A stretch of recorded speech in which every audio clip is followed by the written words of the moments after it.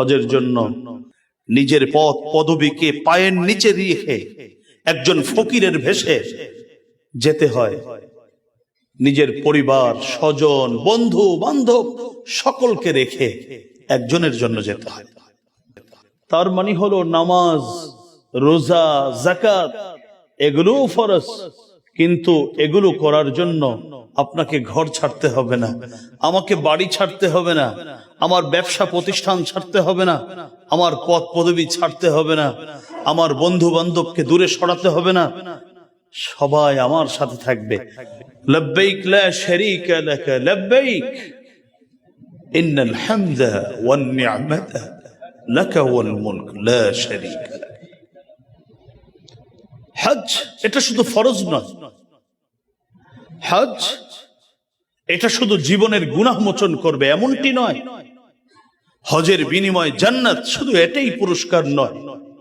হজটা হচ্ছে এমন একটা ইবাদত যে ইবাদতের মাধ্যমে বান্দা তার মনের মধ্যে যে আমার আল্লাহর প্রতি অগাধ ভালোবাসা, আমার আল্লাহর প্রতি যে তার মহব্বতের কোনো কমতি নেই, এটা প্রকাশ করবার এর থেকে মুখ্যম ইবাদত, এর থেকে উপযোগী কোন ইবাদত জমিনের উপরে আসমানের নিচে আছে বলে আমার জানা নেই।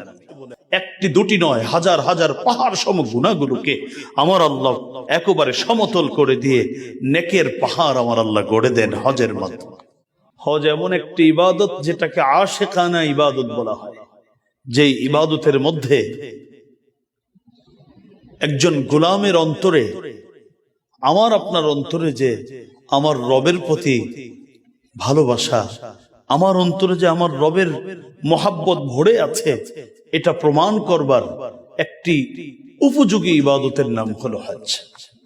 এটা হলো একটি প্রেমময় ইবাদত, যে ইবাদতের শুরু থেকে শেষ পর্যন্ত আমি আপনিও যে আমার আল্লাহকে ভালোবাসি, আল্লাহ যে আমাকে ভালোবাসেন, আল্লাহ যে আমাকে দয়া করেন, অনুগ্রহ করেন, এর উদাহরণ তো দেওয়ার প্রয়োজন নেই। এই মুহূর্তেও অসংখ্য দয়া আমার আপনার উপর বৃষ্টির পানির মতো বর্ষণ হচ্ছে। আল্লাহ যে ভালোবাসেন, এর থেকে বড় দয়া আর কি হতে পারে, যে আমাকে আপনাকে তার একত্ববাদের কথা স্বীকার করে তার বড়ত্বের ঘোষণা দেওয়ার জন্য নিজের সবকিছু ছেড়ে মসজিদে এই মুহূর্তেও আমি আপনি বসে আছি। এটা আমার আল্লাহর ভালোবাসার বহিঃপ্রকাশ। এই একটি দুটি 10টি 20টি হাজার লক্ষ নয়, অসংখ্য অগণিত দয়া ভালোবাসা আমার আপনার উপর আমার আল্লাহ অনবরত করে থাকেন। আমার আল্লাহ যে আমাকে ভালোবাসেন, দয়া করেন, এতে কোনো সন্দেহ নেই। কিন্তু বান্দাও যে ভালোবাসা তো একদিক থেকে হয় না, উভয় দিক থেকে হতে হবে। আমিও যে আমার আল্লাহকে ভালোবাসি, এটা প্রকাশ করার, সব ইবাদত থেকে এটা প্রকাশ পায়, কিন্তু সব থেকে বেশি প্রকাশ করার উপযোগী ইবাদতের নাম হলো হজ্জে বাইতুল্লাহ। উদাহরণস্বরূপ, যদি ইসলামের যে স্তম্ভগুলো আছে, সালাত, যাকাত, সাওম, রোজা, এগুলো কি দিয়ে উদাহরণ পেশ করে। রোজা রাখার জন্য কোনো বিশেষ জায়গা নেই, ঘরে বসে রোজা রাখলে রোজা আমার আল্লাহ কবুল করবে। মসজিদে ইতিকাফরত রোজা রাখছেন, রোজা কবুল হবে। অফিসে বসে, পথে ঘাটে, যেখানে রোজা রাখবেন রোজা কবুল। কোন মানুষ যদি চায় যে আমি আমার পরিবারের সাথে থেকে আমি আমার জীবনের কষ্টার্জিত অর্থে নির্মিত বাড়িতে বসে বসে রোজা রাখবো, রোজা কবুল হবে না? অবশ্যই কবুল হবে। অর্থাৎ একজন মানুষ তার পরিবার, তার প্রতিষ্ঠান, তার ঘর বাড়ি, তার স্বজন সকলকে নিয়ে বসে ইবাদত করার সুযোগ আছে রোজার ক্ষেত্রে। বিপরীত দিক থেকে হজ, হজের জন্য ছেড়ে দিতে হয় নিজের সেই ভালোবাসায় জর্জরিত বাড়িটা ছেড়ে দিতে হয়, নিজের গাড়িটা ছেড়ে যেতে হয়,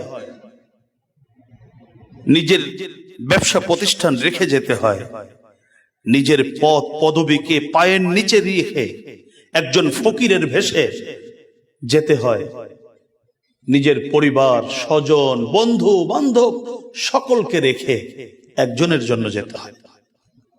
কি আশ্চর্য! এটাও ফরজ, সবাইকে নিয়ে করেন, হয়ে যাবে। যাকাত তো একই অবস্থা, সবার সাথে থেকে আপনি যাকাত আদায় করতে পারবেন। নিজের ঘরে, নিজের ব্যবসা প্রতিষ্ঠানে, নিজের কর্মস্থলে বসে বসে যাকাত আদায় করা যায়। এমনকি নামাজও যদিও পুরুষের জন্য মসজিদে এসে নামাজ পড়া সুন্নতে মুআক্কাদা, কিন্তু কেউ যদি বিশেষ প্রয়োজনে বাসায় জামাতের সাথে আদায় করে তাহলে কিন্তু নামাজ আদায় হয়ে যাবে। এমন অনেক মানুষ আছেন যাদের বাড়িতেই কি আছে, মসজিদ রয়ে গেছে। যদিও এখন এগুলো হারিয়ে যাচ্ছে। আপনারা যখন প্রত্যেকের বাড়িতে, গ্রামে বাড়িতে আগে দেখতাম যে বাড়ির ঘাটার মধ্যে একটা মসজিদ আছে, ছোট পাঞ্জেগানা মসজিদ। আর এখন সব হয়, কিন্তু নামাজের জায়গাটাকে যে এত অবহেলা কেন করি এটা আল্লাহ ভালো জানেন। আমার মাঝে মধ্যে খুব আফসোস হয়। বিশাল সুরম্য বিল্ডিং, 50,000 60,000 স্কোয়ার ফিটের একটা ফ্লোর আছে, যেখানে টয়লেটের জায়গা আছে, ধূমপানের জায়গা পর্যন্ত আছে, কিন্তু মুসলমান সে নামাজের জায়গাটা করতে পারেনি। আমি মনে করি এটা আমাদের চরম ব্যর্থতা। এগুলি আমাদের অধপতন, অশান্তির মূল কারণ, যে আমরা এগুলো থেকে দূরে সরে যাচ্ছি। তো কোনো ব্যক্তি যদি চায় যে আমার বাসায় একটা মসজিদ থাকবে, বাড়িতে একটা ছোট নামাজ ঘর থাকবে, যেখানে একজন ইমাম থাকবে, যাতে করে আমার 7 বছর 8 বছরের বাচ্চাটাও নামাজের কি হয়, প্রশিক্ষণ পেয়ে যায়। সন্তান পরিবারের সাথেও যদি কেউ নামাজ পড়ে, নামাজ আদায় হবে না? ব্যবসা প্রতিষ্ঠানে নামাজ ঘর করেছে, নামাজ হয়ে যাবে। তার মানে হলো নামাজ, রোজা, যাকাত এগুলোও ফরজ, কিন্তু এগুলো করার জন্য আপনাকে ঘর ছাড়তে হবে না, আমাকে বাড়ি ছাড়তে হবে না, আমার ব্যবসা প্রতিষ্ঠান ছাড়তে হবে না, আমার পদ পদবি ছাড়তে হবে না, আমার বন্ধু বান্ধবকে দূরে সরাতে হবে না, সবাই আমার সাথে থাকবে। এমনকি আমি যখন নামাজ পড়ব, আজকে আমরা নামাজের জন্য এসেছি, যাকাত আর রোজার জন্য তো কোনো পোশাকেরই, বিশেষ কোনো পোশাকেরই দরকার নেই। আর নামাজের জন্য আমরা এসেছি, এক একজনের এক এক পোশাক। আমি পড়েছি একটা, আপনি পড়েছেন আরেক। প্রত্যেকে তার পছন্দের পোশাক পরে, শুধু সতরটা আমার আল্লাহ ঢাকতে বলেছেন সতরটা ঢেকে আসো। এবার কেউ যদি বড় জুব্বা পরে ঢাকে, নামাজ হবে। কেউ যদি আরেকটু ছোট কাপড় পরে, তাও নামাজ হয়ে যাবে। যদিও আদব হচ্ছে পুরো হাত ঢেকে সুন্দর একটা পোশাক পরে, যেই পোশাকে ভালো সমাজে যাওয়া যায় এমন একটা পোশাক পরে এরপরে নামাজ পড়া। কিন্তু পোশাকটা আমার আল্লাহ নিজে পছন্দ করেননি, বলেছেন তুমি তোমার পছন্দ অনুযায়ী একটা পোশাক পরে পবিত্রতার সাথে আমার সামনে দাঁড়িয়ে যাও। বিপরীত দিক থেকে হজ, সুবহানাল্লাহ ওয়া বিহামদিহি, আপনি আমি হজে যাব, পোশাকটা আমার আল্লাহ বললেন পোশাক আর তোমার পছন্দ হবে না, তুমি আমার মেহমান, তো পোশাকটা আমার পছন্দ অনুযায়ী পরো।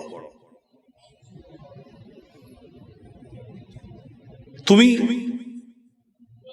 তোমার জন্য তোমার শরীরের মধ্যে যেই সাজ সজ্জাগুলো তুমি বিভিন্ন সময় ধারণ করতে, গ্রহণ করতে, এগুলোকে ছেড়ে দাও, সব বাদ দাও। এমনকি পায়ের স্যান্ডেলটা পর্যন্ত তোমার পছন্দ অনুযায়ী হবে না, আমার পছন্দ অনুযায়ী। আমার রাসূল তোমাদেরকে শিখিয়ে দিয়েছেন কোন পোশাকে যেতে হবে। একজন মানুষকে পরিবার, স্বজন, বন্ধু বান্ধব 50 বছর কষ্ট করে যে ফ্ল্যাটটা বানাইছে, বাড়িটা, ওইটাও ছাড়ো, গাড়িটা ছাড়ো,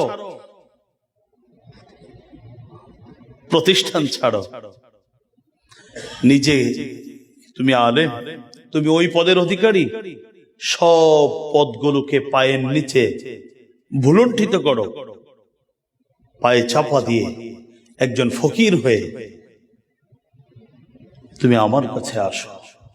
আমার কাছে যে আসবে, তোমার মুখের কথা সেটাও আমার পছন্দের কথা হতে হবে। আমি যেটা শিখিয়ে দিব তুমি শুধু সেটাই বলতে বলতে আসবে।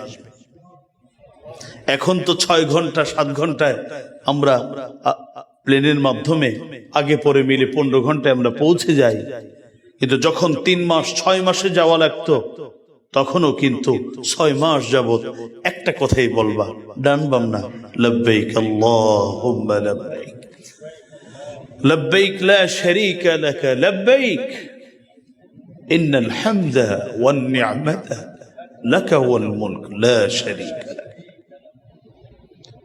হজ এটা শুধু ফরজ নয়, হজ এটা শুধু জীবনের গুনাহ মোচন করবে এমনটি নয়, হজের বিনিময় জান্নাত, শুধু এটাই পুরস্কার নয়।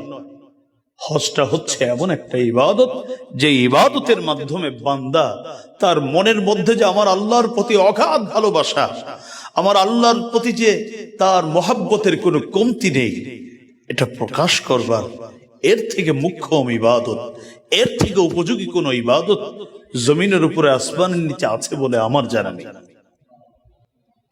যে মানুষটা সব ছেড়ে দেয় আর লব্বাইক আল্লাহুম্মা লব্বাইকের মাধ্যমে আমার আল্লাহর দিকে তার ভালোবাসা প্রকাশ করতে শুরু করে, হাদিসের মধ্যে আসছে তার যে উটের উপর আরোহণ করে, যেহেতু আগে বর্তমান যাতায়াতের যে সুব্যবস্থা এগুলো ছিল না, হাদিসের মধ্যে এসেছে উট একটা পা উঠালে তার একটা গুনাহ মাফ, আবার পা রাখলে আরেকটা গুনাহ মাফ।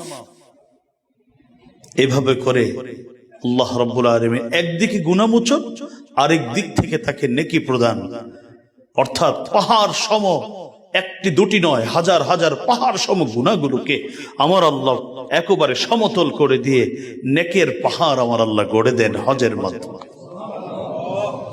এই জন্যই পৃথিবীর সেরা মানুষ যারা, তারা সুযোগ পেলে এটা ছাড়েননি। বয়সের ভারে এক একজন মানুষ গুজো হয়ে গেছেন, কুজো হয়ে গেছেন, কিন্তু বাইতুল্লাহর সফর যখন সুযোগ পেলে কখনো ছাড়েননি।